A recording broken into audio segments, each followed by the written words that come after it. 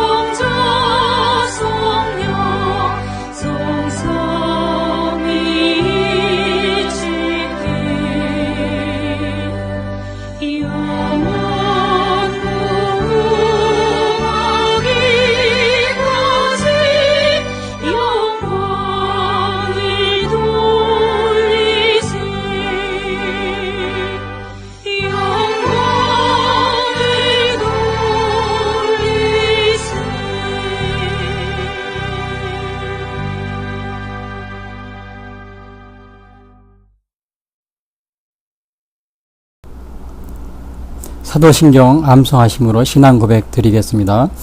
전능하사 천지를 만드신 하나님 아버지를 내가 믿사오며 그 외아들 우리 주 예수 그리스도를 믿사오니 이는 성령으로 잉태하사 동정녀 마리아에게 나시고 본디오 빌라도에게 고난을 받으사 십자가에 못 박혀 죽으시고 장사한 지 사흘 만에 죽은 자 가운데서 다시 살아나시며 하늘에 오르사 전능하신 하나님 우편에 앉아 계시다가 저리로서 산 자와 죽은 자를 심판하러 오시리라.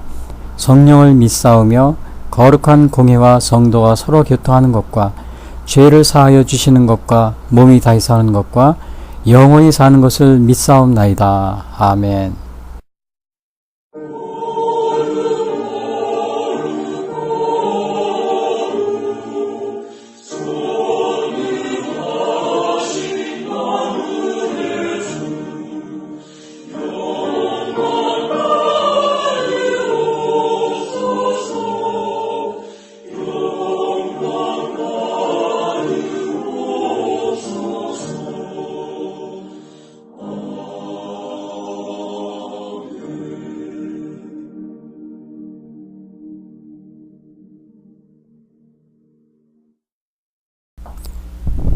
오늘의 성경은 구약성경 이사야서 5장 1절부터 7절 말씀입니다.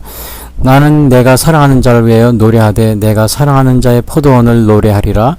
내가 사랑하는 자에게 포도원이 있으며 심히 기름진 사내로다. 땅을 파서 돌을 제하고 극상품 포도나무를 심었도다. 그 중에 망대를 세웠고 또 그 안에 술틀을 팠도다. 좋은 포도 맺기를 바랐더니 들포도를 맺었도다. 예루살렘 주민과 유다 사람들아 구하노니 이제 나와 내 포도원 사이에서 사리를 판단하라. 내가 내 포도원을 위하여 행한 것 외에 무엇을 더할 것이 있으랴. 내가 좋은 포도 맺기를 기다렸거늘 들포도를 맺음은 어찌 됨인고. 이제 내가 내 포도원에 어떻게 행할지를 너희에게 이르리라. 내가 그 울타리를 걷어 먹힘을 당하게 하여 그 담을 헐어 짓밟히게 할 것이요 내가 그것을 황폐하게 하리니 다시는 가지를 자림이나 북을 돋우지 못하여 찔레와 가시가 날 것이며 내가 또 구름에게 명하여 그 위에 비를 내리지 못하게 하리라 하셨으니 무릇 만군의 여호와의 포도원은 이스라엘 족속이요 그가 기뻐하시는 나무는 유다 사람이라. 그들에게 정의를 바라셨더니 도리어 포악이요 그들에게 공의를 바라셨더니 도리어 부르짖음이었도다. 아멘. 오늘 부르실 오늘의 찬송은 새 찬송가 259장입니다.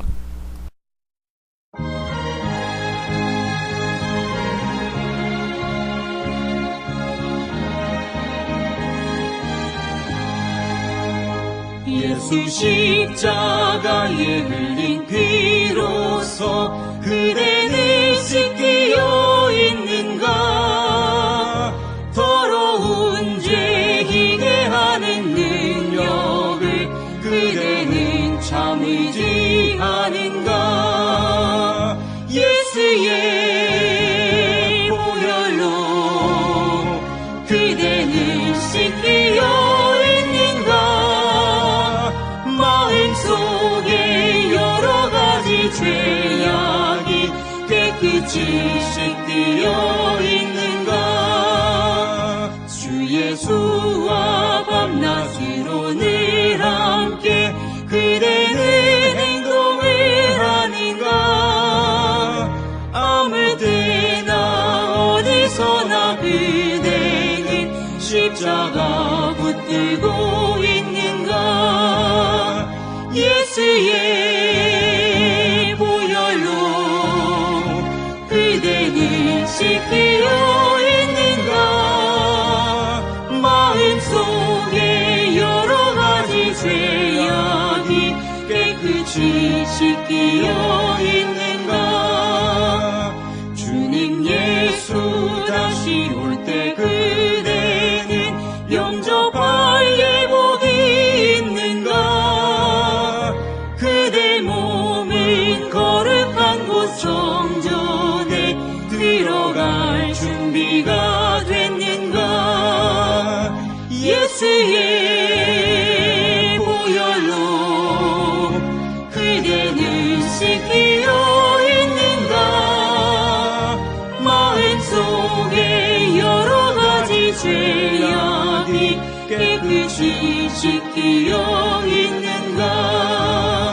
모든 죄에 더러워진 예복을 주 앞에 지금 다 벗어서 샘물같이 솟아나는 보혈로 눈보다 더 이게 씻으라.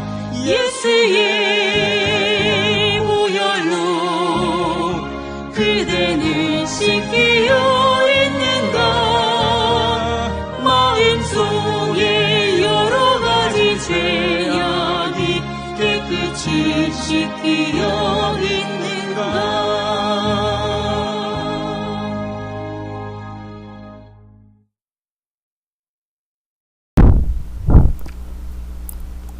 오늘 전해드릴 말씀은 이사야서, 구약성경 이사야서 5장 1절부터 7절 말씀 가지고 포도원의 노래, 좋은 포도가 아닌 들포도를 맺은 남유다의 파멸을 예언한 이사야 선지자라는 제목으로 말씀드리겠습니다.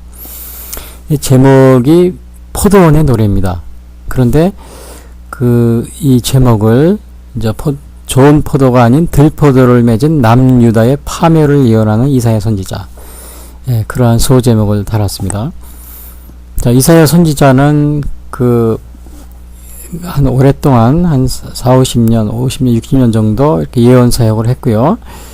기원전 739년, 681년 그 사이에 아마 예언 사역을 한 것으로 이렇게 나와 있습니다. 그래서 한 60년 정도요. 그러니까 우시야 왕, 남유다이죠. 남유다의 우시야 왕, 요담, 그리고 아하스, 히스기야, 이게 네 왕을 거쳤습니다.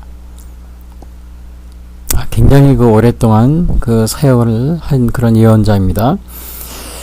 자, 오늘 이 제목이 이사야가 한 노래 중에 포도원의 노래라는 이러한 제목인데요. 영어로 말하면 The Song of the Vineyard 이렇게 되어 있는데, 이 사실 이사야 선지자가 굉장히 이 이사야서 자체가 아주 시적인 표현이 많이 있습니다. 문학적인 표현을 이제 그렇게 사용하고 있어요. 저도 이거 이사야서를 읽으면서 이거 정말 이게 과거에 이렇게 오래전에 쓴 책이지만은 오늘날 이렇게 봐도 아주 굉장히 이게 아주 문장이 그렇게 아주 문학적으로 잘 구성이 되어 있습니다. 물론 이사야서 전반적으로 볼 때는 이 내용이 이게 굉장히 이렇게 아주 뒤죽박죽 이렇게 일목요연하게 그렇게 되어 있지 않아요. 그러나 이제 정말 이해하기가 쉽지 않은 그러한 책 중에 하나입니다. 지난번에 제가 욥기도 그랬지만은 이사야서도, 왜냐하면 신약 성경에 나오는 그 복음서나 또 마태복음이나 누가복음 이런 거는 읽으면 그 주제별로 금방 우리가 알 수 있어요. 근데 그 이사야서는 정말 이해하기가 쉽지 않습니다. 이 주제별 같기도 한데 이렇게 또 보면은 처음에 한 얘기가 또 뒤엔 또 나오고 앞에 한 얘기가 또 뒤에 뭐 중간에 나오고 막 이제 그렇게 이제 혼합해서 나오는데 이 줄거리 잡기가 쉽지 않습니다. 근데 이게 한 문장 하나가 굉장히 그 문학적으로 잘 다듬어져 있어요. 여기에 있는 포도원의 노래, The Song of the Vineyard, 참 이게 멋있는 문장입니다. 이것도 그 주제 자체가 이 포도원의 노래라는 라고 이렇게 지은 것 자체가, 물론 이제 이거는 이사야가 포도원의 노래라고 짓지는 않았죠. 근데 그렇게 하는 것이 아주 오늘날 이렇게 그 문학을 전공하시는 분들이 볼 때도 굉장히 배울 게 많이 있어요. 그래서 저는 특히 그 시인이나 아니면 이 문학도들한테 가급적이면 제가 교회를 좀 다니라고 그럽니다. 이 성경을 읽으라고 그래요. 왜냐, 이 시편이나 아니면 이 구약 성경을 또 이렇게 읽으면은 많은 시적인 표현들을 많이 배우게 됩니다. 우리가 포도원의 노래다. 참 이게 얼마나 이게 좀 듣기가 우리가 좋습니까? 그래서 오늘 이 포도원의 노래에 대해서 제가 좀 말씀드리려고 하는데, 사실은 이 포도원 이것뿐만이 아니고 이사야는 이거 하나의 이사야 선지자가 하나의 자기의 사상을 얘기하기 위해서 이 포도원을 예를 들은 겁니다. 하나의 예를 들은 거예요. 자기의 그 사상을 전하기 위해서요. 그런데 이 이사야가 이렇게 자기의 사상을 전하기 위해서 이 문학적인 표현을 쓰면서 그냥 이렇게 얘기한 게 아니고 중간중간에 또 무슨 얘기를 하느냐. 자기의 예언에, 하나님의 예언의 말씀이 중간중간 들어가 있어요. 그래서 이게 정말 이사야가 쉬운 책이 아닙니다. 예를 들면은 이사야가 기원전 700년 전, 예수님이 탄생하기 700년 전에 이미 예언 사역을 하고 그랬는데, 그 당시에 이미 예수님의 탄생과 뭐 이런 것이 예언이 되어 있습니다. 700년 전에, 예수님이 태어나기 700년 전에. 이사야서 7장 14절에 보면은 처녀가 잉태하여 아들을 낳을 것이요 그 이름을 임마누엘이라 하리라. 여러분 이거 많이 들어보셨죠? 이 복음서에 나와 있는 겁니다. 근데 복음서에도 이 이사야서를 인용하면서 이 얘기를 해주고 있어요. 그리고 또 있어요. 이게 11장 1절에 보면 이사야서, 이새의 줄기에서 한 싹이 나며 그 뿌리에서 한 가지가 나서 결실할 것이요. 이새의 줄기에서, 이거 예수님 탄생에 관한 예언입니다. 이새는 다윗의 아버지예요. 그러니까 우리가 예수님을 뭐라고 그래요? 다윗의 자손 예수요. 벌써 예수님이 탄생할 것을 이사야가 또 여기서 얘기해 주고 있어요. 여기 굉장히 많이 있어요. 그 다음에 고난받을 거에 대해서 예시해 준 거 있어요. 이사야서 53장에 보면은 이런 말이 있어요. 그가 찔림을 우리의 허물을 인하며 그가 상함을 우리의 죄악 때문이라. 그가 징계를 받음으로 우리가 평화를 누리고 그가 채찍에 맞음으로 우리는 나음을 입었도다. 예수님의 그 고난에 대한 예언입니다. 그러니까 이사야 선지자가 이렇게 자기가 이렇게 뭐 포도원의 노래, 또 그 다음에 무슨 노래, 뭐 무슨 이렇게 얘기하면서 중간중간에 예수님에 대한 예언이 많이 이렇게 들어가 있어요. 장래에 일어날 일들에 대한 예언이.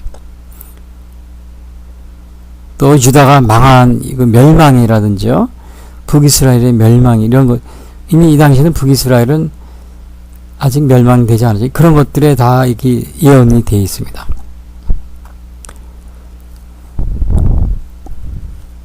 그래서 오늘 그러면 이 포도원의 노래의 내용이 무엇이냐? 이 하나님의 신앙을 배신한 그 남유다, 북이스라엘이 있고 남유다가 있어요. 그 남유다에 대한 심판을 경고하는 거예요, 이게. 그것이 포도원 노래의 내용입니다. 이것은 이미 그 남유다의 그 심판에 대한, 이것은 이 이스라엘이 타락하고 그럴 것은 이미 모세가 가나안에 들어가기 전에 1400년 전이죠. 1400년. 그러니까 700년 전에, 이사야보다도 700년 전에 하나님이 모세에게 이미 얘기를 예언한 게 있습니다. 모세는 가나안에 못 들어갔어요. 요단 동쪽만 점령을 하고, 그리고 이제 세상을 뜰 때 하나님이 그런 얘기를 해줍니다. 모세야, 32장에서 신명기에서 저 이스라엘 백성이 이제 너는 이제 여기서 죽을 것이다. 그러나 저 이스라엘 백성이 가나안에 들어서 먹고 배부르고 살찌면 나를 배반하고 우상을 섬기고 그럴 것이다. 그거를 이미 모세에게 이사야 선지자 이야기가 있기 700년 전에 이미 모세에게 하나님이 알려주셨습니다. 그 모세의 노래가 있어요. 모세의 노래라는 게 신명기 32장에 거기에 나옵니다. 그러니까 이게 어느 정도로 그런 이스라엘이 이게 타락을 하느냐. 이게 이사야가 이제 그 시기가 온 거죠. 그래서 이사야가 한탄을 합니다. 하늘이여 들으라. 땅 1장에 보면은 땅이여 귀를 기울이라. 여호와께서 말씀하시기를 내가 자식을 양육하였거늘 그들이 나를 거역하였도다. 이스라엘이 양육을 했는데 그들이 거역했대. 자식 키우듯이.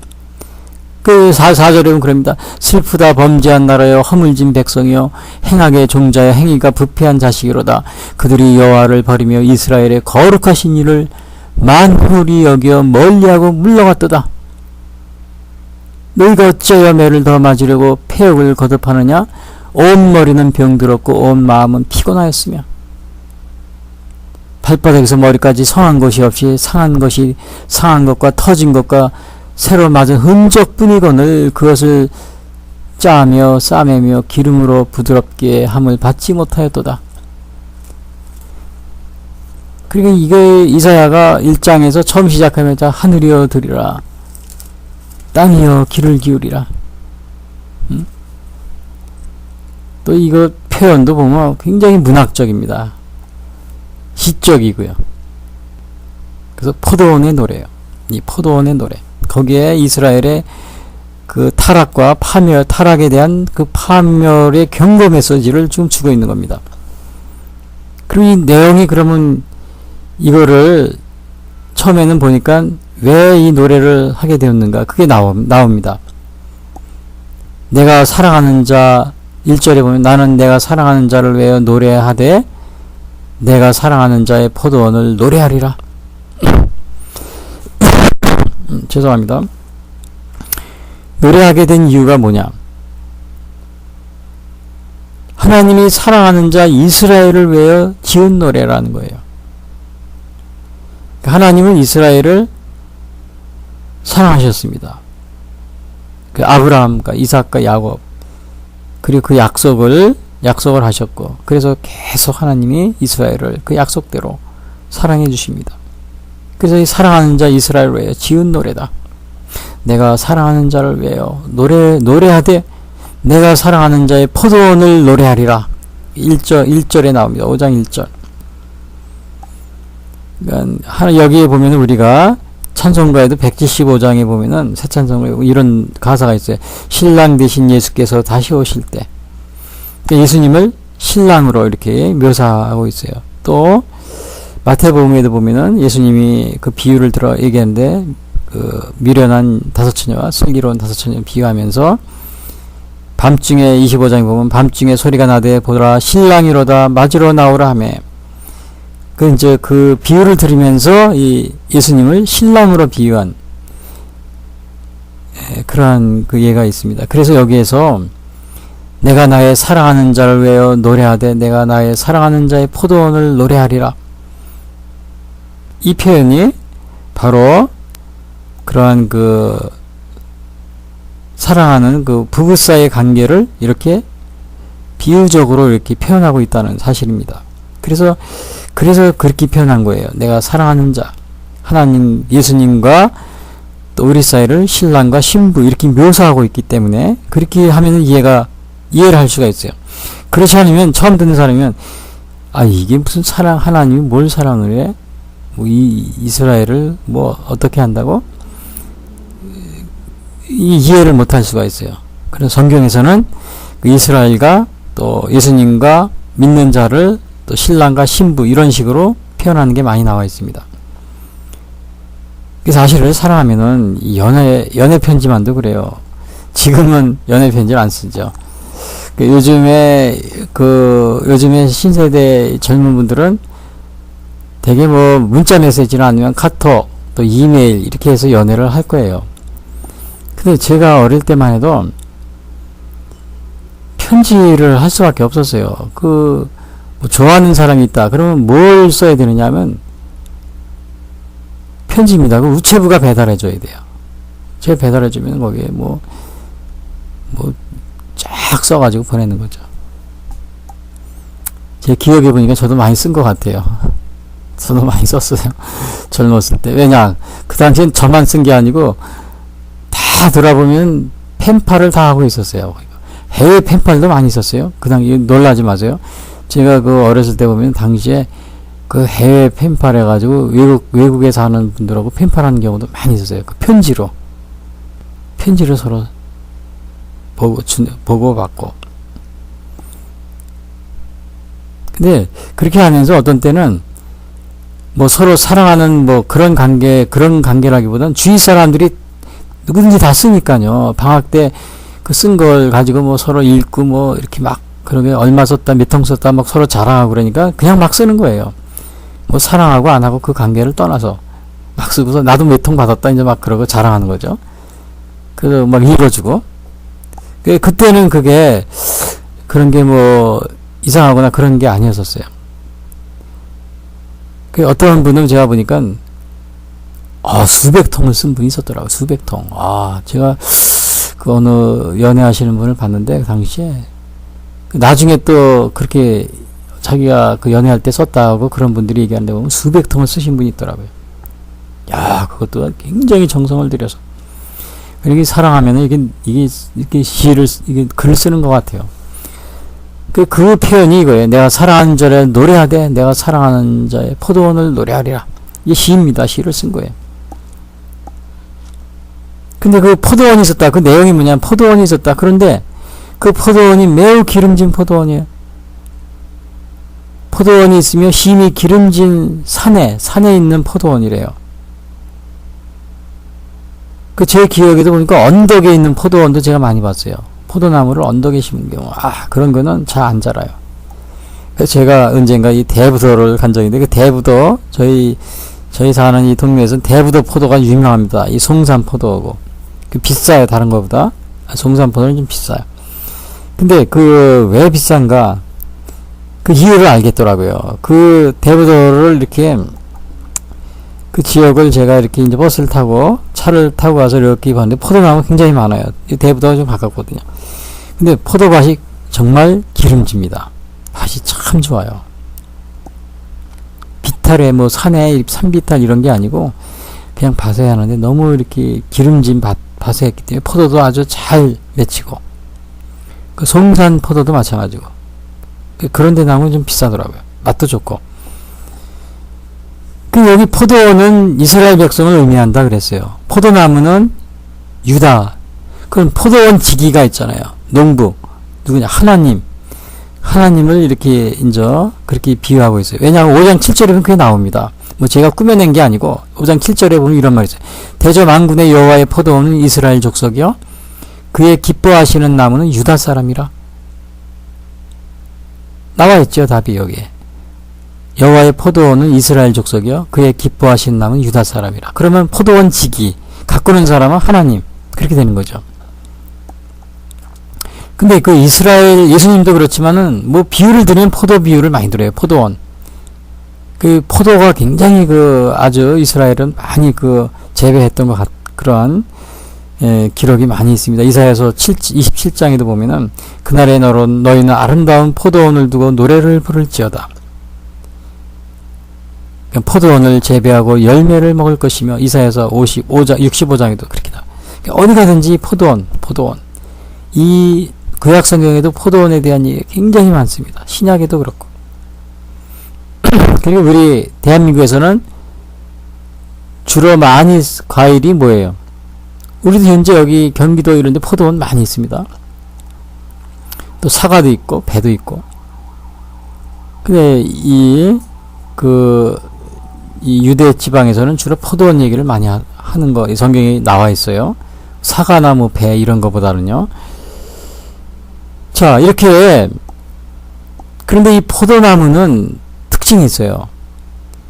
이 포도 열매를 먹지 않으면 그 나무는, 저도 이 포도나무를 봤는데 가늘고 꾸불꾸불 돼가지고 다른 데 쓸 수가 없습니다. 그냥 나중에 이 포도나무가 만약에 잘못됐다 그러면 걷어가지고 불 때는 수밖에 없어요. 쏘시개, 불쏘시개밖에 못해. 다른 거는 절대 아무것도 할 수가 없어요.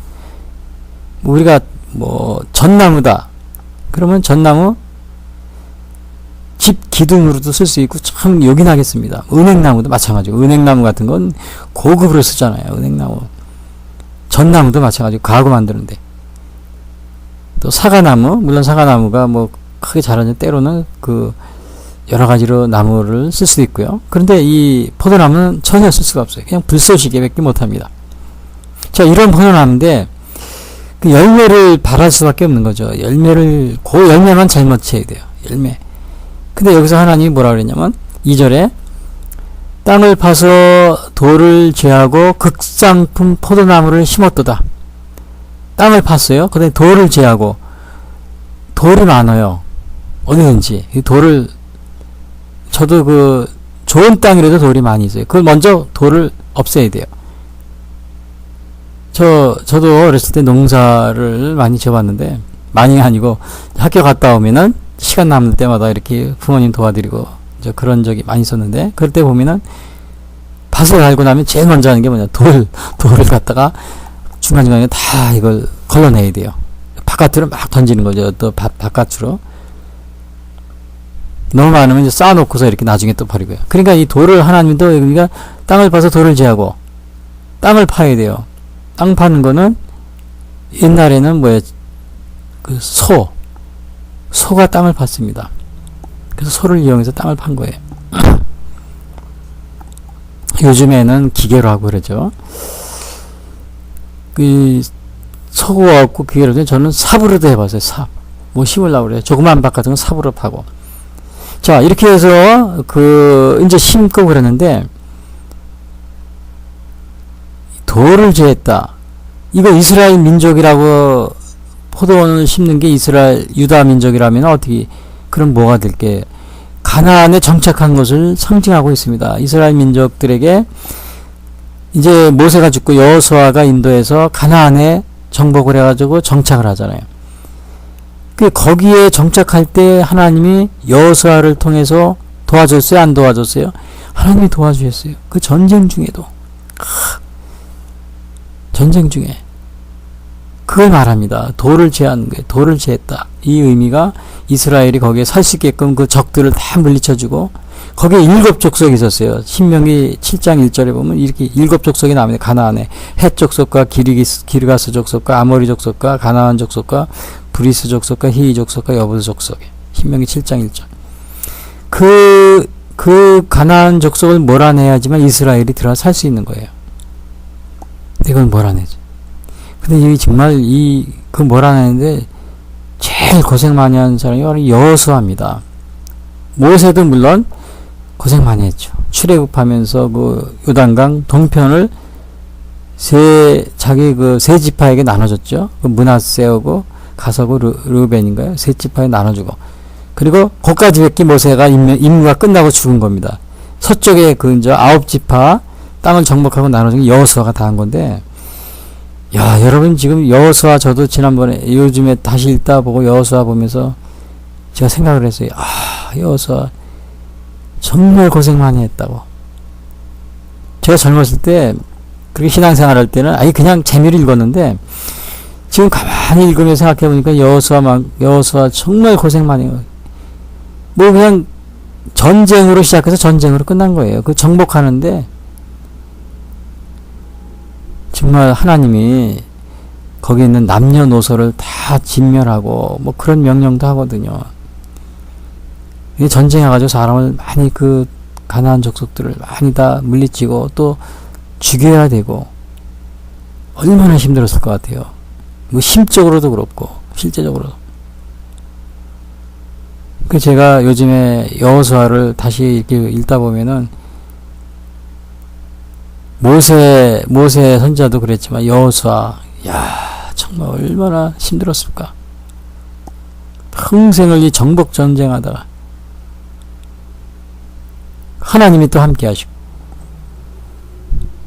그래서 제가 여호수아를 읽다가 어떤 생각이 나냐면 요즘에 양심정복 병역거부라고 그런 말이죠. 어느 그 판결이 나가지고 양심적으로 병역을 안 해서. 근데 그분들이 뭐냐면은 성경을 또 믿는다고 하는데 뭐 기독교에서 이단이라고 하는 그런 종파의 이제 교단이죠.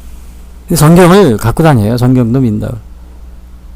거기는 여호수아도 있죠. 구약 성경 제가 보니까 신구약 성경 다 갖고 다니는 것 같더라고요. 근데 여호수아서 있으면 거기 그걸 읽었는지 안 읽었는지 모르겠어요. 거기 읽으면은 정말 하나님이 그 여호수아의 전쟁, 또 모세가 출애굽할 때도 이스라엘 진영에 12지파를 다 군대식으로 해서 구름기둥으로 인도하고 불기둥으로 인도하고 아주 군대식 정렬을 했어요. 군기도 그 깃발도 각 지파에게 구별하기 위해서 다 만들어주고 그렇게 하라고 명령하고. 오늘날은 말 태극기 같은 거죠. 이게 그 출애굽기나 여호수아에 그 다 있습니다. 하나님이 여호수아에게 여호수아는 그냥 태어나서 죽을 때까지 정복 전쟁만 하다가 하나님하고 같이. 근데 뭐 양심적 성경을 믿는다고 하면서 양심적 병역 거부, 뭐 성경에 신앙적으로 양심이 아니고 신앙에 그렇게 고백을 하는데 이게 성경을 그럼 갖고 다니지 말아야죠. 잘못된. 뭐 하나님이 그렇다 그래서 하나님이 뭐 전쟁하라 싸우라 이런 것이 아니고 과거의 당시에 하나님께서 하나님의 뜻을 이루기 위해서 이렇게 여호수아를 통해서 정복 전쟁 이런 걸 수행하신 그런 게 있습니다. 그 왜 그랬느냐? 저는 몰라요. 뭐 하나님이 하신 일을 제가 어떻게 알겠습니까? 그런데 분명한 것은 이스라엘이 적군이 쳐들어올 때는 칼을, 오늘날은 그때는 총이 아니겠죠. 칼을 들고 지키고 그랬어요. 여러분, 그 느헤미야가 알죠? 에스라. 느헤미야가 그 성벽을 재건할 때 그 지역에 있던 그 포로에서 돌아온 성벽을 재건하잖아요. 그 지역에 있던 사람들이 그냥 뭐 방해를 합니다. 오랫동안 포로 생활하고 돌아왔으니까 괴리감이 있잖아요. 막 방해하고 막 못하게 하고 뭐 산발랏 뭐 이런 사람 도비야 뭐 방해하고 막 그래요. 그러니까 이 느헤미야가 어떻게 했느냐? 도저히 성벽을 할 수 없으니까 막 갑자기 와가지고 막 칼 가지고 와서 막 죽이고 그러는 거예요. 그러니까 성벽을 쌀 수가 없잖아요. 그러니까 이 느헤미야가 어떻게 했냐면 성을 쌓으면서 칼을 가지고 다 일하는 사람들이 다 칼을 소유하게 했어요. 소유하게 하고서 적군이 서두르면 막 칼 가지고 또 싸우고서 쫓아버리고 또 성벽 쌓고 그러면서 쌌습니다. 느헤미야 한번 보세요. 뭐 양심적 병역과 보면은 느헤미야 선지자가 여러분 방비하세요. 칼 옆에 갖고 와서 준비하세요. 그러면 싫어요. 그랬을 거 아니에요. 양심적 병역과 본다고. 적군이 출하도. 북한군이 내려와도 그냥 맞아 죽고 뭐 공산주의 사회가 되는 거죠. 공산주의 사회 되면 그나마 뭐 이단 교파라 그러죠. 그것도 못 믿어요. 그 공산주의들은 걔네들은 봤죠.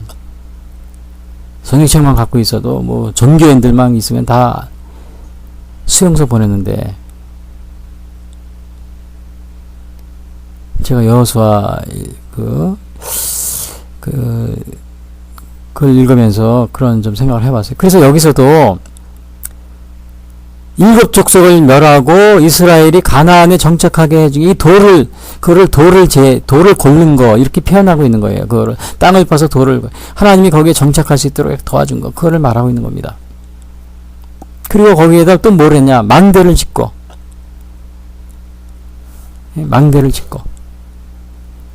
그 적군이 오는지 누가 훔치러 오고 그러면 안 되잖아요. 우리 옛날에 우리나라에도 보면 저희 동네에는 뭘 많이 했냐면은 참외를 많이 심었어요. 수박은 그렇게 안 심었어요. 참외를 많이 해요. 그러면은 집집마다 참외 있습니다. 그러면 참외를 따가지고 수원이나 아니면은 그 수인선이 있었는데, 옛날 그 열차에 수인선, 일본인들이 만들어 놓은 게 있었어요. 그 인천으로 가든지 수원으로 갑니다. 그 인천 가면은 좀 값을 많이 받아요. 그러니까 멀어요. 멀지만 인천으로 가요. 그런데 그게 큰 그 당시에 수입원이었거든요. 가을에, 봄에, 여름에. 그러니까 저희 동네에 뭐 우리 동네가 한 100가구, 그 옆에가 뭐 한 50가구, 뭐 100가구, 한 200가구 되는데, 집집마다 골짜기마다 다 어디든지 참외 농사를 했어요. 근데 참외를 누가 밤에 몰래 따가잖아요. 그럼 망치는 거예요. 그러니까 집집마다 다 원두막이라고 그럽니다. 원두막, 망대를 지어놓고 거기다 모기장 피고서 또 망대에서 밤새도록 자고 오고 그러는 게 일이었어요. 그게 굉장히 추억이 남습니다. 여러분, 뭐 원두막 이런 거 거기서 여름 되면은 다 산 골짜기마다 다 잠자고 후레쉬 들고서 밤새도록 서로 비치면서, 그것도 한 추억입니다. 그것도 추억이었어요. 요즘에는 그렇게 안 하죠. 그런 거 요즘에 젊은 또 우리 어린 학생들 잘하는 그런 추억은 없었을 겁니다. 지금 생각해보면 아주 굉장히 그런 추억이 있었어요. 자, 그리고 망대를 지은 겁니다. 그 망대를 그 다음에 술틀. 포도는 이 술을 짜나니까요. 술틀을 짓고. 자, 이거는 그러니까 땅을 파고 돌을 지하고 망대를 짓고 술틀을 만들어. 이거는 뭐냐 하면은 그 하나님이 아주 돌본 겁니다. 착한 힘을 가지고. 이스라엘이 처음 거기에 정착하는데 그 가나안 족속, 그 이방인 족속들을 다 몰아내고 여호수아를 통해서 또 모세를 통해서 돌봐주고, 어려울 땐 전쟁에서 어려울 때는 여리고성을 정복할 때도 그랬잖아요. 하나님 함께 해줘서 여리고성을 믿음으로 정복을 했잖아요. 7바퀴 돌고서 고항을 치니까 여리고성이 무너졌잖아요. 하나님이 하신 겁니다. 또 아이성도 물론 처음엔 패배했지만 아이성도 계속 전 정복 과정을 다 하나님이 함께 하시고, 그래 이렇게 돌보신 거예요. 이 하나님의 돌보심이 없으면은 이게 할 수가 없었던 거죠. 왜냐? 이 텃밭같이 우리가 포도원을 돌보지 않으면 그냥 엉겅퀴가 나고 잡초가 무성해서 포도가 안 열립니다. 우리가 그 아이를 키울 때도 아이가 자랄 때, 젖 먹을 때 아이를 안 돌보면 그냥 아이는 자랄 수가 없는 거죠. 뭐 그리고 갓난 아이일 때는 뭐 닥치는데도 입에 다 집어넣고 그러더라. 아이 키우면서 여러분 다 아실 거예요. 뭐 입에 돌이고 뭐고 옆에 지나가는 뭐든지 다 기어다니면서 다 입에다 넣더라고요. 그거 부모가 안 보면은 큰일 납니다. 막 죽을 수 있어요. 그 부모가 항상 옆에서. 그러니까 그 이스라엘 백성들이 가나안에 정착할 때 하나님이 그렇게 돌보신 거예요. 아이를 키우듯이. 그 아이의 그렇게 표현하고 있어요. 부모가 자녀를 키우듯이. 얼마나 많은 관심을 가지고 하나님이 뭐 이게 과일이든지 아니면 이게 밭에 이렇게 관리를 안 하잖아요. 관심을 안 가지면 그냥 완전히 잡초로 무성해서 아무것도 딸 수가 없습니다. 제처도 어느 그 텃밭을 하는 사람이 있어 같이 좀 했다 그러는데 여름에 더우니까 안 갔잖아요. 뜨거워서. 그래서 그리고 더워서 안 가서 나중에 더위 이제 좀 비가 오고 선선할 때 가보니까 뭐 고추 뭐 이런 거 같이 심었는데 보니까 뭐 섞여가지고 전혀 구별할 수가 없다 그래. 잡초가 무성한 거죠. 이게 돌보지 않으면 이렇게 되는 거예요. 요즘에 그 귀향하시는 분들이 은퇴하고서 농촌이나 아니면 전원을 많이 귀향해서 농사도 짓고 뭐 가수나무도 하고 그러는데, 이게 보기에는 전원생활 좋은 것 같죠? 그러나 그 일하는 거 쉽지 않습니다. 왜냐? 햇볕에 뜨거울 때 일해야 되고, 그냥 그때 시기를 놓치면은 또 그 농사는 망칠 경우가 있기 때문에 어쩔 수 없이 할 경우가. 그 옥수수 농사 짓는 분이 지난번에 제가 TV에서 인터뷰하는데 이런 얘기를 들었어요. 옥수수는 되게 7월 그 말 중순 그때 따잖아요. 이거 우리가 먹잖아요. 근데 옥수수는 따놓으면은 며칠 지나면은 이게 나무에서 약간 늦게 따면 그 옥수수가 딱딱해집니다. 씨앗 옥수수가 돼가지고 맛이 없어요. 딱딱해지면. 따놓고도 조금 지나서 오래 조금 지나면 딱딱해지면 맛이 없어요. 따고서 바로 먹어야, 그때 쪄 먹어야 이게 맛있어요. 그러니까 그 옥수수 농사 짓는 사람들은 올 여름에 인터뷰하는데 굉장히 더웠잖아요. 40도 하고 막. 근데도 한낮에도 막 그걸 따면서 일하고 있어요. 그 막 땀을 뻘뻘 흘리면서 따니까 그 아나운서가 아유 이거 힘드시겠어요. 이거 쉬고 저녁에 하시죠. 선선할 때. 그러니까 안 된대요. 이거 시기를 놓치면 옥수수는 해야 된대요. 그렇지 않으면 이게 맛이 없어서. 그리고 뭐 올해 얼마나 더웠어요. 그 뜨거울 때 하더라고요. 그러니까 이게 우리가 이게 밭을 가꾼다는 게 이렇게 쉬운 게 아니에요. 뭐 전원 생활 한다고 은퇴하신 분들 내라 그러는데 이게 조심하셔야 돼요. 농사에 자신 없으면 안 가는 게 좋습니다. 그런데 그 익숙하지 않은 분들은 가면 아주 고생 많이 합니다. 자, 그런데 이렇게 했는데 가꿨는데 어떻게 되냐? 이 결과가 포도가 좋은 포도를 맺기를 기대하는데 들포도를 맺었다 이거예요. 야, 이 얼마나 실망하겠어요. 들포도. 이 포도는 포도인데 들포도입니다. 포도 모양은 비슷하겠죠. 근데 들포도는 약간 좀 적고 먹을 수 없는 포도예요. 저도 언젠가 이거 먹어본 적이 있어요. 들포도. 포도같이 생겨요. 포도같이 이렇게 생겼는데 딱 제가 시골에 살았으니까 산에 들러 다니면서 들포도를 한번 먹었는데 이야 그건 못 먹겠어요. 쓰고 맛도 이상하고 뱉어야 돼요. 깨물었다가 이상한 냄새도 나고 먹을 수가 없는 포도를 맺었다는 거죠. 하나님이 그래서 여기서 2절에 보면 땅을 파서 돌을 비하고 극상품 포도나무를 심어도다. 좋은 포도나무예요. 그 중에 망대를 그대 좋은 포도 맺기를 바랐더니 2절이요. 들포도를 맺었도다. 이게 완전히 이거 그러니까 먹을 수 없는 포도를 맺은 겁니다. 농부가 이렇게 열심히 했는데 먹을 수 없다. 그럼 실망이 이거 대단한 겁니다. 저는 농사를 제가 학교 다니면서 틈틈이 여름방학 때 뭐 학교 갔다 오면 그렇게 해봐서 알지만은 제가 다른 건 몰라도 벼농사는 제가 좀 어느 정도 할 수 있어요. 여러분 그 벼농사 짓는 것도 간단한 게 아니에요. 그냥 하면은 벼가 제대로 열매를 맺을 수가 없어요. 다 그 시기, 갖고 있는 시기가 있어요. 언제 뭐하고, 언제 그 비료주고, 거름 주고, 그런 게 다 있어요. 약 주고. 그러면 마지막, 이제 추석 지나고 딱 하면 벼가 아주 잘 열매를 맺습니다. 그래서 농사 잘 짓는 사람은 논에 가보면 벌써 금방 알아요. 저 집은 농사 잘 짓는 사람, 저 집은 농사 못 짓는 사람 금방 알아요. 벼 열매 맺은 거 보면.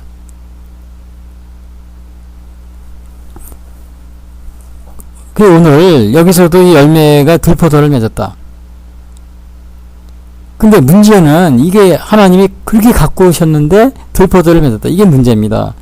가꾸지 않았고 돌보지 않아서 그냥 들포도를 열매가 나쁘다 그러면 관계가 없는데 아주 정성을 기울여서 했는데 열매가 나쁘다. 나쁜 열매를 맺었다. 좋지 않은 열매를 맺었다. 실망이 보통 실망한 게 아니죠. 오늘 이 들포도는 뭐냐? 모양은 포도 모양인데 맛이 달라요. 포도 모양. 그래서 이거를 신앙생활은 신앙생활 아닌데 위선적인 신앙생활이 있어요. 은혜를 얘기해요. 은혜, 하나님의 은혜. 그러나 하나님의 사랑 얘기하는데 가장된 사랑, 또 가장된 은혜 이거를 얘기하는 경우가 많이 있다는 거예요. 모양은 똑같아요. 그렇죠. 포도 모양 같아요. 근데 맛이 달라요. 사랑을 얘기하는데 거짓 사랑을 얘기하는 경우. 평화를 얘기하는데 예수님의 평화를 얘기하는데 거짓 평화를 얘기할 수 있다는 거예요. 왜 모양은 똑같지만 맛이 다른 거예요. 기독교 정신에서 평등, 민주화, 인권 다 기독교 정신을 강조하잖아요. 근데 민주화라고 그랬는데 보면 거짓 민주화예요. 또 인권이라고 그랬는데 보면 거짓 인권이고 평등이라고 그랬는데 거짓 평등. 왜? 들포도. 외양은 비슷하지만 내용이 다른 겁니다. 전혀 들포도입니다. 오늘날 우리가 이 들포도를 조심해야 돼요. 겉은 같지만 내용이 다른 거예요. 거짓 사랑 대표적인 게 뭐 있어요? 동성애죠. 동성애 집회하면 우리 목사님들 찬성하는 분들은 편말 들고 다닙니다. 하나님은 사랑이다. 왜 사랑만 얘기합니까? 회개하라. 천국이 가까웠다. 그거는 편말을 안 들고 다니더라고요. 하나님은 사랑이다. 그 편말만 열심히 높이 들고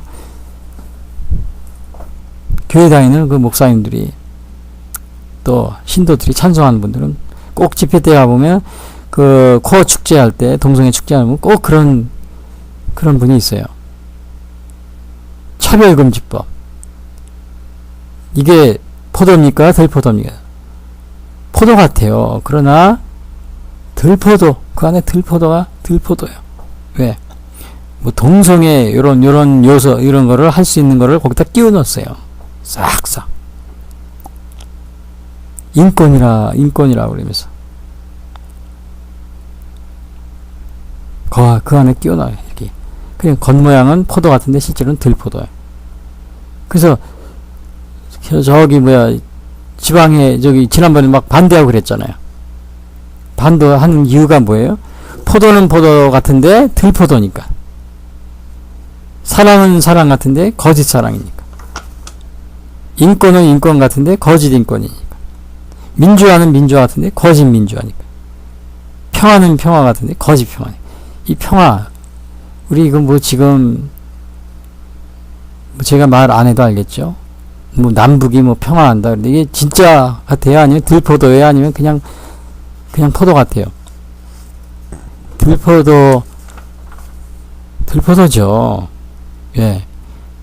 평화면은 우선 대화하기 전에 그냥, 핵무기도 다 버리고, 또, 북한에서 이 종교 자유도 주고, 인권도 탄압하지 말고, 그리고 대화하고 평화, 그렇게 하면 우리가 믿겠죠. 근데 그게 아니잖아요.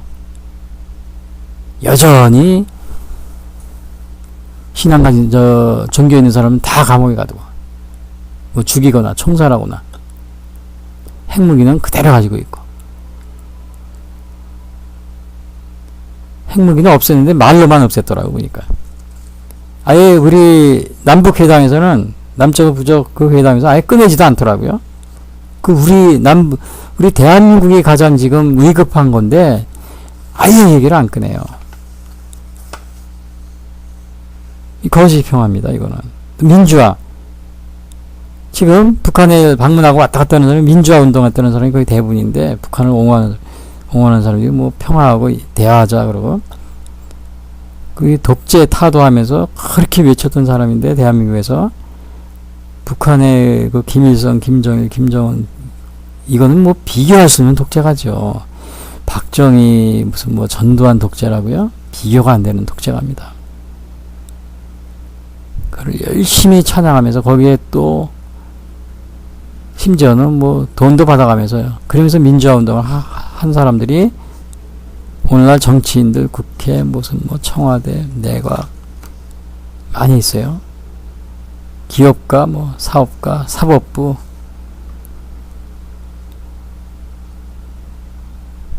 거짓 민주화죠. 독재를 위해서 싸우면은 전 세계 어느 나라의 독재자하고도 동일하게 독재는 나쁜 것이다 이렇게 말해야 돼요. 근데 독재자의 도움을 받아 찬양하면서 더 나쁜 독재자를 도움을 받으면서 찬양하면서 독재자를 타도한다? 거짓. 이거는 들포도합니다. 들포도.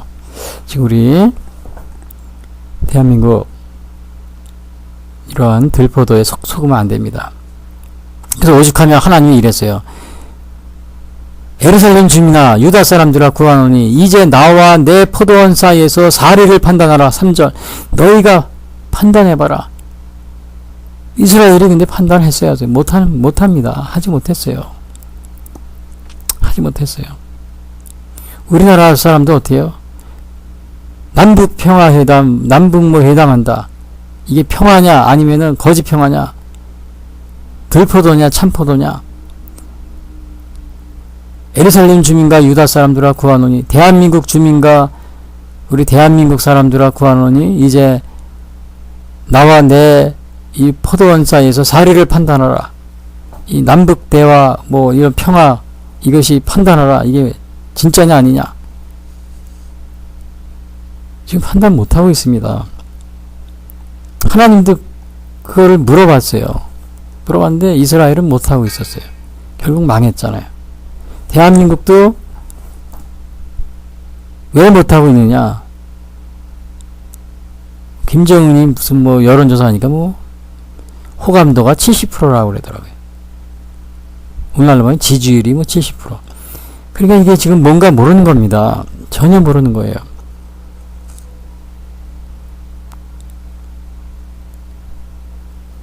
북한에서 지금 우리가 뭐 남북이 왔다 갔다 하고 연방제 통일하면 통일이 될 것 같죠. 전혀 그게 아닙니다. 북한 헌법을 보면은 대한민국 헌법에는 이승만 대통령 때 그게 시작이 됐지만 이승만 이름이 있습니까? 여러분이 아무리 독재자라고 그렇게 비난하는데 이승만 이름이 한자라도 있어요? 없어요. 박정희 이름이 있어요? 없어요. 전두환 이름이 없어요. 북한 헌법에는 17번이나 나옵니다. 뭐 15번인가 17번이. 그것도 아예 그 내용을 읽어보면 기가 막힙니다. 완전히 신의 경지로 이렇게 기술을 해놨어요. 전지전능한 신으로. 사람 중심. 여러분, 사람 중심 많이 쓰고 있죠? 정치인 당국에서. 대한민국에서. 그분들 조심해야 돼요. 북한 헌법에 사람 중심, 주체 사상을, 뭐, 김일성, 뭐, 수령이 이런 식으로 헌법에 기록이 되어 있어요. 사람 중심이 북한 헌법에 나와 있습니다. 왜 우리가 그걸 대한민국에서 사용합니까? 정치인들이. 쓰지 마세요. 그리고 북한에는 그 헌법 외에 또 뭐가 있냐면 공산당 뭐 유일사상 10대 원칙이라는 게 있어요. 10계명이 있어요. 그거는 초헌법적입니다. 북한 주민들 다 외워야 돼요. 그 내용을 보면 기가 막힙니다. 거기에는 완전히 1조 10계명 뭐 우리가 보면 제1계명 나 외에 다른 신을 외하지 말라. 제2계명 우상을 섬기지 말라. 이렇게 나오잖아요. 그런 식으로 10계명이 북한의 그 유일사상 10대 원칙. 이거는 초헌법적이에요. 헌법보다도 위에 있어요. 거기에 나오는데 처음 시작하는 말이 위대하신 김일성 수령님. 쫙 나오고 뭐 완전히 10가지가 나오는데 다 무조건 김일성 수령. 완전히 이거는 뭐 주체사상, 뭐 사람 중심 혁명. 그러니까 그 조문마다 혁명, 무슨 혁명, 공산혁명, 주체혁명, 뭐 사람혁명. 우리 대한민국에서도 혁명 잘 쓰는 정치인들 있죠? 북한에서 그냥 말만 하는 혁명입니다. 그런 헌법을 가지고 있는 나라예요. 그 북한 주민이 다 그걸 달달달달 외우고, 제가 듣기로는 다 외운다는 것 같아요. 확실한, 못 외우는, 교육받고 그러는 것 같아요. 그러니까 2,500만 지금 북한 주민들이 다 그거 김일성교 신자라고 그런 이유가 바로 그거입니다. 전 세계 어느 나라가 그런 게 있어요? 그런 헌법을 가지고 있는 나라. 우리가 그런 북한하고 교류하면 어떻게 돼요? 그거를 인정해주고 따라가야 돼요. 대한민국에서 북한을 뭐 도와준다고 방문하시는 분들, 뭐 병원 짓는다고 방문하잖아요. 목사님들, 신도들. 자연히 그 북한 사람들 그거를 인정을 안 해줄 수가 없는 겁니다. 왜? 그거는 북한 전 주민이 그 북한 노동당 10대 원칙인가요? 10대 강령인가? 그거는 북한 주민들도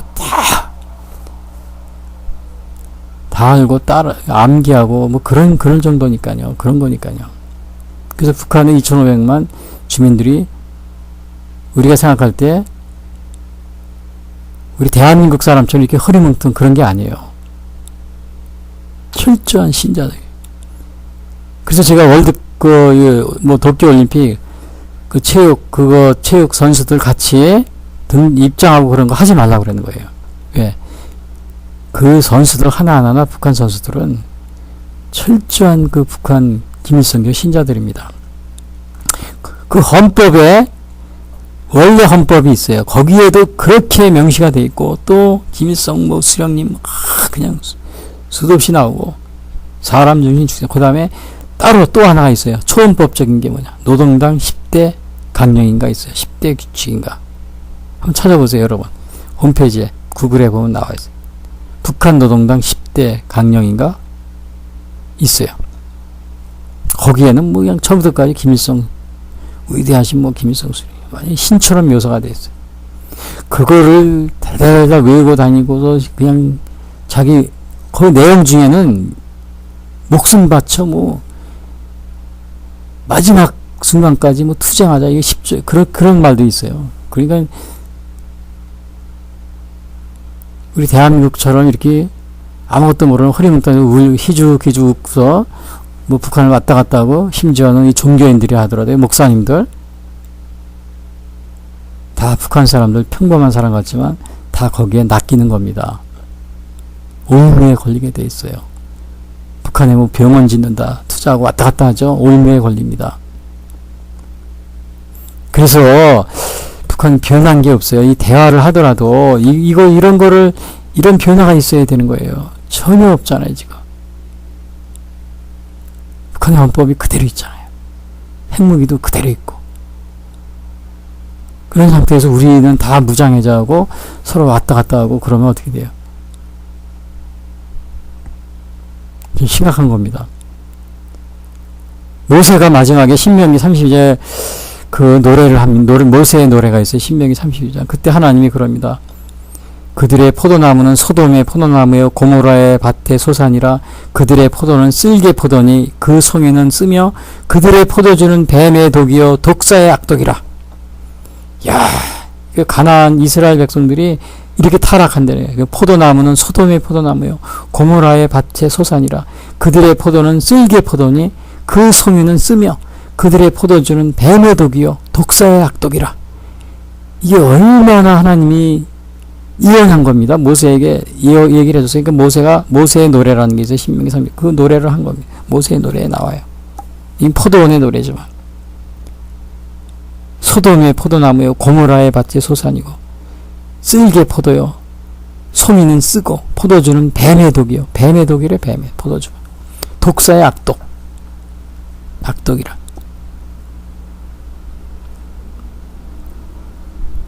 오늘 이러한 들포도를 맺으면 안 되는 거죠.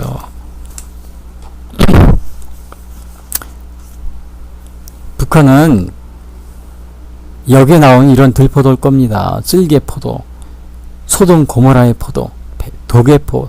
근데 대한민국은 좀 낫긴 난데 마찬가지로 들포도 비슷하게 지금 닮아가려고 그러고 있어요. 들포도처럼. 자유민주주의, 하나님이 주신 이 선물을 왜 이거를 사회주의, 공산주의를 쫓아가려고 그럽니까? 지금 정치인들. 왜 들포도를, 북한을 보세요. 베네수엘라 여러분 잘 알죠? 베네수엘라. 어제도 TV에 나오는데, 한국 TV는 잘 안 나오는데, 미국 제가 MBC인가 그 CNN 제가 자주 보는데 거기 보니까 베네수엘라 이게 자주 나오더라고요. 뭐 물가가 트럭 한 차를 돈을 싣고 가도 바나나 한 개 사기가 그러다 그러더라고요. 몇 천 배를, 몇 백만 배를 뭐 물가가 상승률이 그렇대요. 왜 그렇게 됐느냐? 간단합니다. 세 가지 이유를 그 방송에서 얘기해 주더래요. 그게 뭐냐? 공무원을 증원했대요. 취직을 많이 시켰다. 그 다음에 계획경제를 했대요. 계획. 자본가 돈 많은 사람 뭐 이런 지주 이런 걸 다 빼앗아 가지고 국가가 경영하고, 사업가들 이런 걸 다 하면은 막 트집 잡아서 감옥에 보내가지고 그 경영권을 빼앗고, 그래서 국가가 다 이렇게 소유하고 그렇게 했대요. 무상복지. 다 그냥 무상입니다. 뭐 다 무상. 뭐 밥도 무상. 다 무상이에요. 서류값이 내려가니까 나라가 그렇게 된 겁니다. 그래서 오늘 이거 우리나라가 자꾸 그런 지금 쫓아가요. 지금 상황이 보니까 공무원을 증원하고 계획경제를 하려고 자꾸 기업가 또 이런 것들을, 그 기업가들 물론 돈을 벌고, 물론 잘못된 기업가도 많이 있어요. 근데 다는 그렇지 않아요. 그 전체 다 이게 공산당식으로 말해요. 그냥 지주 뭐 자본가들은 나쁜 놈이다, 이런 게 공산당 그 사상이잖아요. 김일성 북한 헌법 보세요. 그 쫓아가게 돼 있어요. 지금 대한민국의 김일성교 신자들이 정치를 하고 그러니까 자꾸 쫓아가는 거예요. 비슷하게 들포도를 맺으려고. 그렇게 해보세요. 베네수엘라처럼 되지. 공무원 증원, 계획경제, 무상복지. 나라가 망해도 자기 배만 불리면 된다. 이렇게 생각하는 거예요. 오늘 이게 뭐냐. 하나님이 판단하라 그랬어요. 나와 내 포도원 사이에서 너희가 판단하라 3절. 이스라엘은 모르는 거예요. 우리나라도 알아요, 몰라요? 몰라요. 그러니까 투표하면 뭐 김정은이 70% 나온대, 인기 투표. 언론들이 다 미화시키니까 국민들은 까맣게 모르고 그 나라의 그 헌법이 뭔지도 모르고 그런 거 소개를 안 해주거든요. 한번 다 보세요. 그 미국 북한 헌법을 보면은 그걸 보고 나면은 야 이거 연방제면 큰일 나겠구나. 우리가 이게 북한 저 휴전선 지금 저 초소 뭐 다 지피 헐고 무슨 뭐 정차 안 하고 저 평화조약하고 야 이거 큰일이겠구나. 그거 한번 보세요.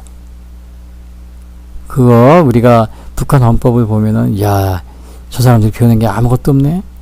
거기 그대로 납니다. 무력 통일, 공산화 통일, 뭐 김일성 뭐 장군을 죽기까지 뭐 몸바쳐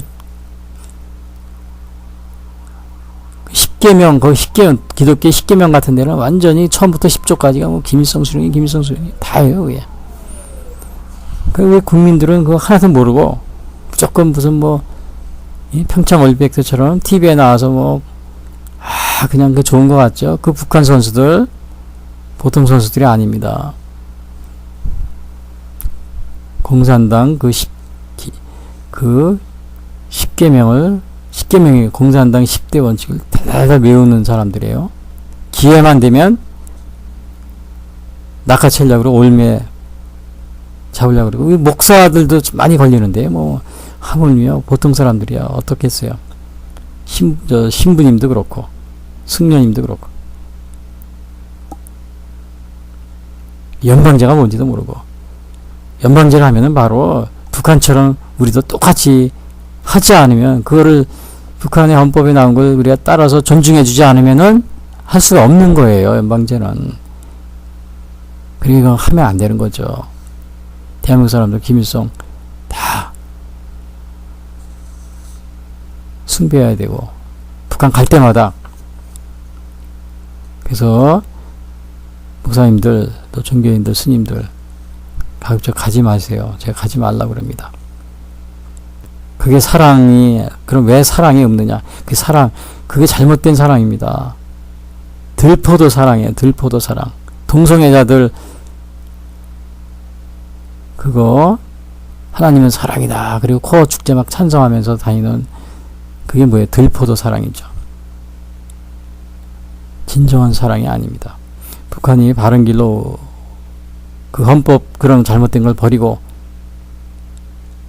독재 이런 거 버리고 그 오기하는 어떻게 하면 그거를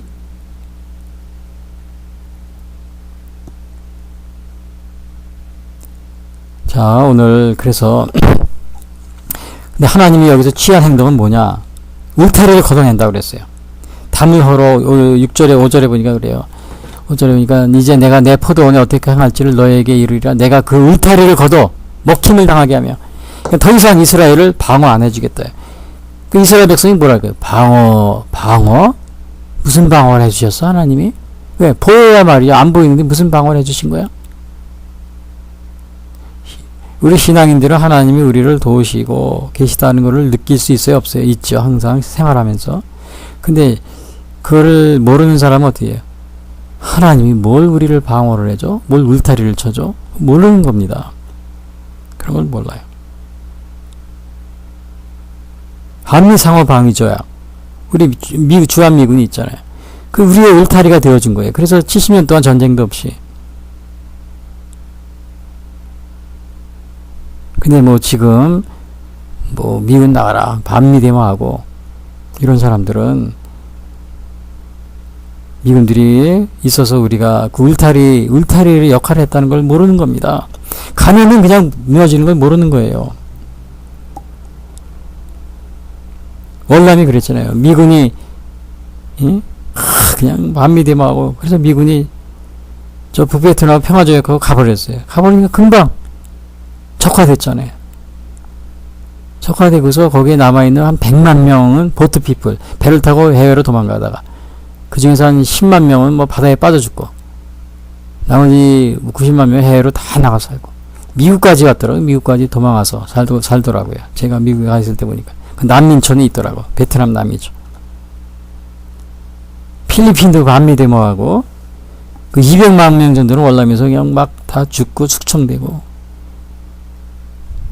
키신저는 뭐 그 노벨 평화상 받고 300만 명의 그 목숨을 담보로 해가지고 뭐 노벨 평화상 받고 대한민국에도 지금 또 그러고 있어요. 그렇게 하려고 노벨 평화상 얘기 또 나오죠. 그리고 필리핀도 마찬가지로 반미대마에서 미군이 그 자기를 공산당들의 울타리를 쳐줬는데 그 중국이나 이런 데 당시에 그 중공이 가버리니까 바로 그 코앞에 있는 그 무인도 섬까지 지금 중국이 내려와 있잖아요. 지금 그거 다시 막으려고 그러면 쉽지 않아요. 뭐 기지까지 중국이 만들어놨는데 그 울타리를 쳐주는 거 이걸 모르는 겁니다. 그걸 감사하지 못하고 지금 우리 대한민국에 있는 많은 국민들 반미데모가고 이런 분들 미군이 울타리를 쳐줘서 우리가 이렇게 살아가고 있는데 이거를 감사하지 못하고 반미데모하고 그러면 이 제정신이 아닌 사람들입니다. 대한민국 사람이 아니죠. 울타리가 거치면은 그냥 주식은 하루아침에 폭락하고 한국에 있는 해외 자본 싹 빠져나가고 저 인천 공항은 그냥 해외 항공사들이 다 빠져나갑니다. 그 불안해서 거기 어떻게 있어요. 감사를 해도 부족할 판에 매일 반미대만 하고 정치인들이 나서가지고 그걸 꼬드기고 뭐 광화문에서 무슨 백두 칭성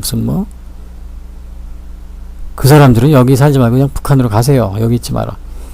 그리고 하나님 뭐라 그냥 황폐하게 하시겠다 그랬어요. 7절에 보니까 가지치기를 안 하고 가꾸지도 않고 왜? 더 이상 이제 할 필요가 없다. 너무 죄악에 관여했기 비도 안 주시겠다 그래. 7절이니까 물은 만군의 여호와가 포도원은 이스라엘 족속에 그러니까 내가 그 위에 비를 내리지 못하게 하게 하리라 하셨으니 6절에 보니까요. 비도 안 주신대요. 여러분 비도 하나님이 주시는 거예요. 여기 보면은 신명기 11장에 보면 너희 땅에 이른 비와 늦은 비를 적당한 때에 내리시니 하나님이 비를 주시는 그런 게 나와요. 여러 군데 나옵니다. 이 자연 만물이 농사 짓고 우리 살아가는 거 하나님이 울타리를 쳐주셔서 살아가는 거예요. 이걸 우리가 감사하고 이걸 느낄 줄 알아야 돼. 이게 안 보이면은 그 사람은 정말 이스라엘 백성 우리 대한민국에도 이런 사람이 많이 있어요. 결국 마지막에 25절에 보면 남유다의 파멸을 예언하십니다. 예언합니다. 이사야가 25절에 그러므로 여호와께서 자기 백성에게 노를 바라시고 그들 위에 손을 풀어 그들을 치신지라 신들은 산들은 진동하여 그들의 시체는 거리 가운데 분토같이 되었도다. 그럴지라도 그의 노가 돌아서지 아니하였고 그의 손이 여전히 펼쳐져 있느니라. 결국 북이스라엘은 아수르에 망하고 남유다는 바벨론에 망해서 포로로 다 끌려가죠. 그 지도층들이 다 몇만 명이 개인과 국가가 이렇게 죄악된 생활하고 하나님의 도우심과 사랑 이런 거를 깨닫지 못하고 감사하지 못하고 이렇게 살면 이렇게 되는 겁니다. 대한민국도 지금 들포도가 되어가고 있어요. 지금 들포도가 정신 차려야 됩니다. 월남이 그러다가 망했잖아요. 월남이 무력통일 저렇게 됐으니까 그게 잘된 것이다 이렇게 생각하는 사람이 있는데 아니 그러면은 뭐해로 미국하고 국교를 합니까? 그냥 혼자 살지. 그렇게 올 거면은 뭐해로 300만을 죽이고 통일한 겁니까? 처음부터 그냥 남베트남하고 우리 자유민주로 가겠다 그렇게 했으면은 사람도 안 죽이고 또 미국하고 그렇게 교류를 할 거면은 처음부터 그렇게 하면 됐죠. 모해로 삥 돌아가지고 올란 국민들 많이 죽이고, 아직도 그 토지 같은 거는 국가가 가지고 있고, 공산당처럼. 오늘 제가 결론적으로 말씀드리면 좋은 포도를 맺어야 되는 것이 중요합니다. 들포도를 맺으면 하나님이 이렇게 버리십니다. 그래서 우리도 오늘 신앙생활 하시면서 좋은 그런 열매를 맺고, 좋은 열매를 맺고, 또 우리 대한민국 같은 경우는 이렇게 하나님을, 그러니까 좋은 열매를, 우상을 멀리해야 돼. 하나님은 우상을 싫어합니다. 제일 우상을 싫어. 근데 대한민국 같은 경우 우상이 뭐냐? 이 북한의 이 공산주의, 이 김일성주의, 이거는 완전히 우상입니다. 제가 부탁드립니다. 제발 그 연방제라든지 아니면 서로 교류하지 마세요. 교류 지금 하면은 그 우상에 물들게 돼 있어요. 왜냐면 북한의 헌법에 그게 명시가 돼 있고, 또 다른 북한 노동당 10대 원칙에도 따로 초헌법적으로 그냥 아주 처음부터 끝까지 김일성 이런 식으로 그냥 완전히 그게 돼 있습니다. 그걸 북한 주민이 달달 외우고 있는데, 대한민국 사람 이렇게 허리뭉텅해 가지고 왔다 갔다 하면, 심지어는 목사님들도 왔다 갔다 하면 다 정신 놓고 오더라고요. 거기서 유혹돼 가지고. 딴 여기 한국에 와서 얘기하는 거 보면 달라져 있어요. 달라져 있어 가지고 한번 갔다 오면은 김정은이 내려와도 환영할 수 있다고, 환영해야 된다고 막 그런 식으로 그게 변화되더라고요. 오더라도 지난 잘못된 거는 했다고 용서를, 그거를 먼저 사죄해야 됩니다. 6.25 전쟁 사죄해야 됩니다.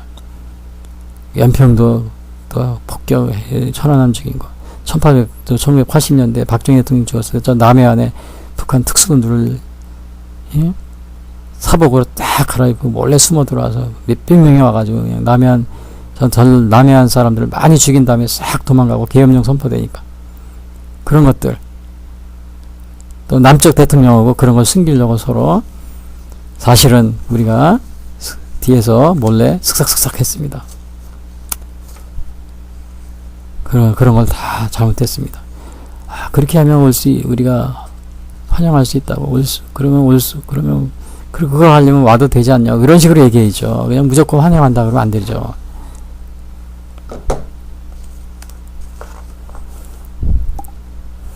오늘 우리가 이 들포도를 맺으면 안 됩니다.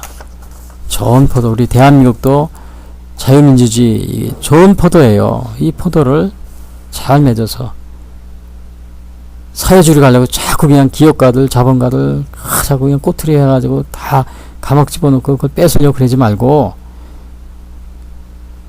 그 자본가들, 기업가들 키워주면 나라가 부강해져요. 그게 다 서구의 역사가 다 그렇습니다. 그거 다 빼앗아 가지고 하려고 하는 나라들은 다 망했어요.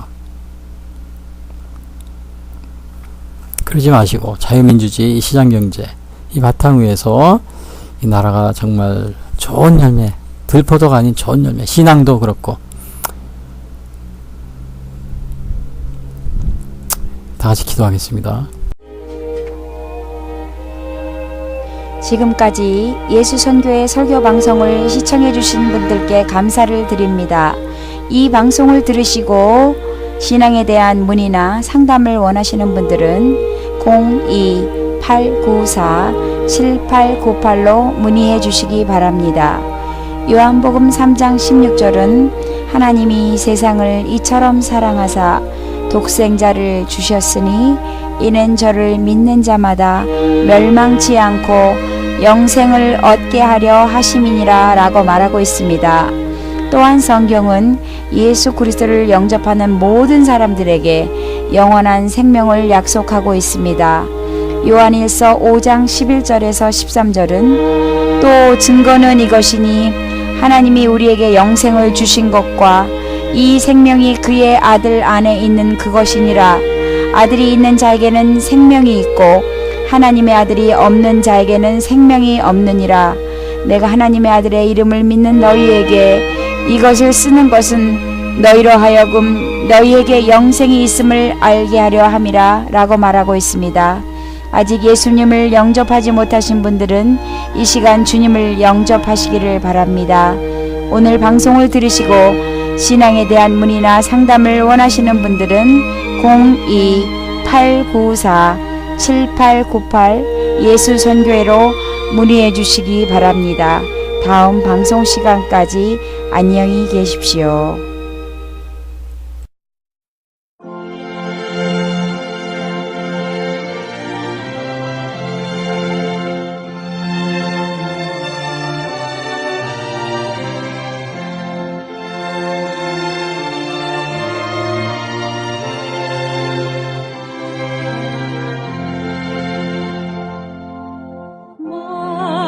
만유의 주제 존귀하신 예수 사랑이 되신 하나님 나 사모하여 영원히 섬길 내 영광 되신 주로다. 화려한 동산 무성한 저수